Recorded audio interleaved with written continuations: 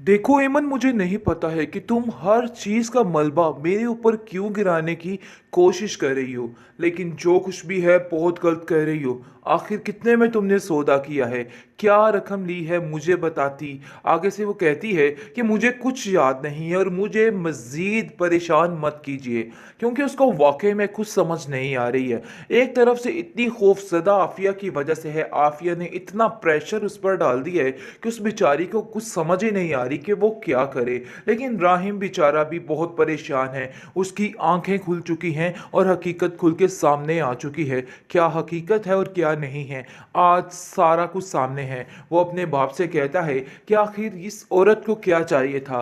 रुपया, पैसा, दौलत, हर चीज़ तो है इसके पास, और आज जो मेरी एक इज्जत बची थी उसका सौदा भी ये औरत करने आ गई। मैं आप लोगों से कुछ नहीं चाहता, मैं बस आप लोगों से यही चाहता हूँ कि मेरी सच्चाई को साबित किया जाए। और ये जो ढोंग आप लोग रचा रहे हैं ये बिल्कुल गलत है। जिस पर अली नवाज कहता है तुम्हारा दिमाग खराब हो चुका है, तुम्हारे खिलाफ कई सबूत हैं, शायद तुम्हें इस चीज़ का अंदाज़ा नहीं है, इसलिए तुम बार बार इस तरह की बातें कर रहे हो। देखो, सारा मलबा मेरे बेटे पर डालने की कोशिश मत करो, ये सारा कुछ तुम्हारा ही किया धरा है।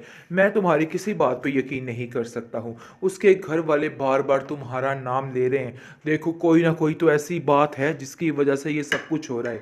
लेकिन अब राहिम भी ठान लेता है कि वो सबको इकट्ठा करेगा, प्रेस कॉन्फ्रेंस भी करेगा और सब कुछ कर, जहाँ जहाँ जिस जिस हद तक वो जाना चाहता है वो जाएगा और इस हकीकत को सामने लाएगा। लेकिन बात एमन की है कि उसके दिमाग में जो फीड हो चुका है कि राहिम ने ये सब कुछ किया है, ये बात आकर उसको यानी कि परेशान करती है कि आखिर वो लड़की ऐसा कैसे कर सकती है। इस बात ने उसको बहुत ज़्यादा टेंशन में डाल दिया है। उसको समझ ही नहीं आ पा रही कि वो क्या करे। काफ़ी ज़्यादा संगल हो चुकी हैं और मुझे इस चीज़ का अंदाज़ा हो गया है, लेकिन मैं क्या करूँ? मेरी भी मजबूरी है। वो राहिम के पास आकर उसको समझाने की कोशिश करती है और कहती है कि देखो राहिम, इन सब बातों में मेरी भी मजबूरी है। तुम नहीं जानते कि मैं कितनी मजबूर होकर ये सब कुछ कर रही हूँ। जिस पर वो कहता है कि आखिर ऐसी कैसी मजबूरी, कैसे आप ऐसे कर सकती हैं? मुझे तो यकीन ही नहीं आ रहा है कि आप ऐसा कैसे कर सकती हैं। जिस पर वो कहती है कि तुम नहीं जानते हो कि मुझे शेरोज़ की वजह से क्या-क्या प्रॉब्लम्स क्रिएट करनी पड़ जाती, यानी कि झेलनी पड़ती हैं, जिसकी वजह से मैं काफ़ी परेशान रहती हूँ। दूसरी तरफ आप देखेंगे कि बार-बार राहिम का बाप यही बात कर रहा है कि मुझे यकीन नहीं आ रहा कि राहिम ऐसा कर सकता है, क्योंकि मुझे उस पर पूरा-पूरा यकीन है। वो कुछ भी गलत नहीं कर सकता। जो कुछ भी हुआ है ये एक सरासर गेम है। कहीं न कहीं उसका शक अपने बेटे की तरफ जा रहा है और सोच रहा है कहीं ऐसा तो नहीं कि वाक़ई में वही गुनहगार हो, क्योंकि मुझे आज तक राहिम में कोई भी गलती नज़र नहीं आई। आखिर मैं कैसे उसको बुरा-भला कह दूँ? मुझे इस बात का पूरा-पूरा यकीन है कि वो कुछ भी गलत नहीं करेगा। जिस पर उसकी माँ कहती है, तो इसका मतलब है कि आप शेहरोज़ का नाम लेना चाह रहे हैं, जिसकी वजह से बार-बार राहिम की बातों को छुपाने की कोशिश कर रहे हैं, ताकि राहिम की सारी बातें ढकी-छुपी रह जाएँ। इस पर वो कहता है कि नहीं, मैं ये नहीं कहना चाह रहा, बल्कि मैं ये कहना चाह रहा हूँ कि बात ये है कि असल बात जो है, मैं ये चाहता हूँ कि राहिम को भी कुछ ना हो, क्योंकि राहिम की ये बेइज़्ज़ती मैं बर्दाश्त नहीं कर सकता। सारे ज़माने में रुसवा हो रहा है मेरा बेटा, तुम इन बातों को नहीं समझ रही हो। काश तुम इन बातों को समझ जाती तो तुम्हें भी समझ आती, लेकिन तुम सिर्फ़ और सिर्फ़ अपने बेटे के बारे में सोच रही हो, इसके अलावा तुम्हारा और कोई भी मकसद नहीं है। और मैं ऐसा कभी भी नहीं करना चाहता। अपने बेटे को मैं सरासर कोई तकलीफ़ नहीं देना चाहता। इसलिए मैंने सोच लिया है कि मैं उसका साथ दूँगा और उसको इस ज़माने भर की गंदी नज़रों से बचा कर रखूँगा, क्योंकि मैं उसको ऐसे अकेला नहीं छोड़ सकता। आज तक उसने मेरा हर मामलात में साथ दिया है और आज मैं कैसे अपने बेटे को अकेला छोड़ दूँ? ऐसे तो कभी भी नहीं हो सकता है। मैं उसका साथ ज़रूर दूँगा और ज़रूर दूँगा। बेहतरीन ड्रामा सीरियल ऐश के जुनून के इस एपिसोड में आप देखेंगे कि अब जाके राहिम को इस चीज़ का अंदाज़ा हो गया है कि उसका मुंह बोले मामू जान भी उसके खिलाफ हो चुके हैं। खिलाफ से क्या, उसको अपनी बहन नज़र आ रही है, क्योंकि उसकी बहन ने उससे एक बात कर ली है कि अगर तुमने मेरा साथ ना दिया तो मैं सारे रिश्ते नाते तोड़ दूंगी और तुम्हारा मेरा कोई भी साथ नहीं रहेगा, जिसकी वजह से उसको मजबूरी में ये सब कुछ करना पड़ा है। लेकिन वो राहिम का भी बुरा नहीं चाहता है। वो चाहता है कि बस सारा मामला ठीक हो जाए और राहिम की सारी ये जो केस है ये ख़त्म हो जाए। जिस पर आप देखेंगे कि राहिम भी काफ़ी ज़्यादा परेशान है। है कि आखिर उसके साथ क्या हो रहा है। उसने तो कभी ऐसा सोचा नहीं, ऐसा किसी के साथ किया नहीं, इतना बुरा उसके साथ कैसे हो सकता है। इस बात की टेंशन ने उस बेचारे को बहुत परेशान कर रखा है और सारा दिन वो यही सोचता रहता है। लोगों की ज़िल्लत भरी नज़रें देख के वो काफ़ी हद तक परेशान है और सोचता है कि आखिर मेरे साथ ऐसा कैसे हो सकता है। मैंने तो कभी किसी का बुरा नहीं सोचा, लेकिन फिर भी ऐसा हुआ तो कैसे हो गया।